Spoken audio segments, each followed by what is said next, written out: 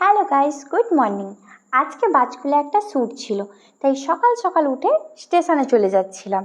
কারণ বাজকুলে আমি ট্রেনে যাব ঠিক করেছি, অনেক দিন ট্রেনে চড়া হয়নি, তাই ভাবলাম ট্রেনে যাওয়ার যখন সুযোগ আছে যাওয়া যাক।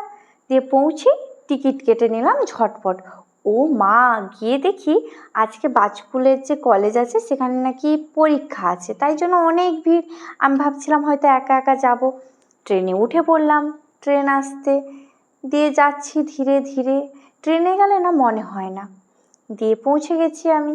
বেশ চারপাশে দেখছো কেমন ভিড়, কারণ এখন পরীক্ষা চলছে, তাই আমার একটুও একলা মনে হয়নি।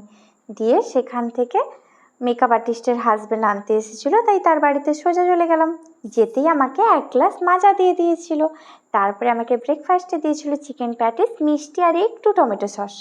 খেয়ে দে আমি শাড়ি ব্লাউজ পরে রেডি হয়ে পড়েছিলাম, আর ক্রিম্পিং করা হয়ে গেছিলো। ব্লাউজটা শাড়ির ব্লাউজ আর শাড়ির যে কম্বিনেশানটা জাস্ট ওয়াও।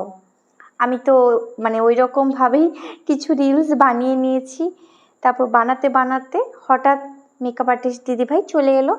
আমার মাথা তো কটকট কটকট করছে গরমে, এত গরম, তাও মেকআপ আর্টিস্ট দিদিভাই এত সুন্দর মেকআপ লুক দিয়ে ফ্যান চালিয়ে রেডি করে দিয়েছিল। দেন তারপরে আমরা লাঞ্চ করে নিলাম। দেখতে পাচ্ছ লাঞ্চ আছে কুঁদলি ভাজা, কুমড়ো ভাজা, পটল ভাজা, আলু ভাজা আর মাংস। খেয়ে দিয়ে চলে এলাম, আমাদের অর্ধেক মেকআপ হয়ে গিয়েছিলো।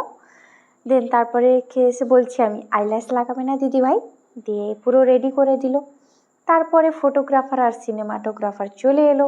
ওরা যে চারপাশে যে ব্যাকগ্রাউন্ডটা ওরা ওইটাই তৈরি করে ফেলছিল, আর আমি এদিকে ভ্লগের ক্লিপ নিচ্ছিলাম তোমাদের সাথে শেয়ার করব বলে। তো কেমন লাগছে অবশ্যই তোমরা জানিও।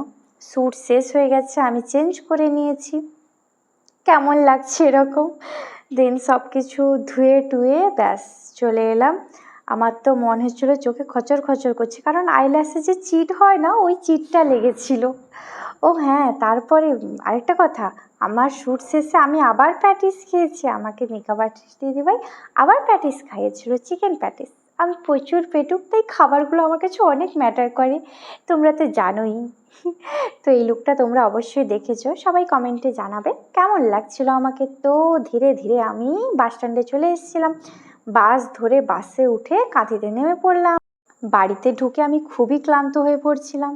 ব্লগটা এইটুকুই, টাটা, সবাই ভালো থাকবে।